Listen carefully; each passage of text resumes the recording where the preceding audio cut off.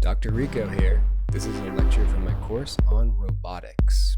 The syllabus link is in the description. All right, so this is the first lecture of the robot mechanics chapter. So, robot mechanics, introduction, the first lecture. In robotics, we are interested in bodies. Objects that more or less hold together through time. Frequently, we work with rigid bodies. Those we assume do not deform. A notable exception here is a soft robot, you may have heard of those, which will include many highly deformable parts, not under consideration in this chapter. The study of bodies in space is called mechanics, the touchstone of mechanical engineering.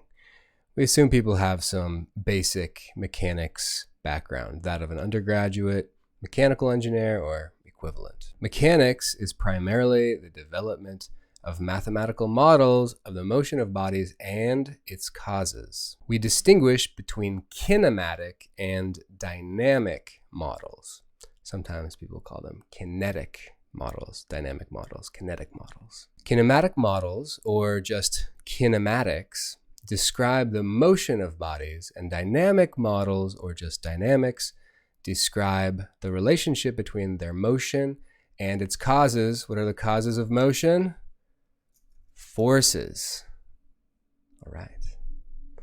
The mechanical engineer typically studies mechanics in the following course contexts, roughly in chronological order. Introductory physics, wherein we are introduced to so-called point mass kinematics and dynamics. Statics, for non-accelerating rigid body dynamics. Dynamics, potentially accelerating rigid body dynamics.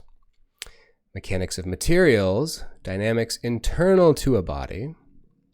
System dynamics, lumped parameter kinematics and dynamics.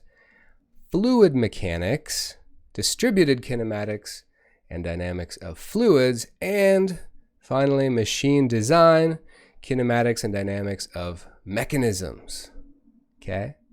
At this point, the mechanical engineer might further study mechanics in certain applications, such as aircraft, spacecraft, motor vehicle, submarine, vibration, and of course, robot mechanics. That's us. All right, that's the introduction. See you in the next section.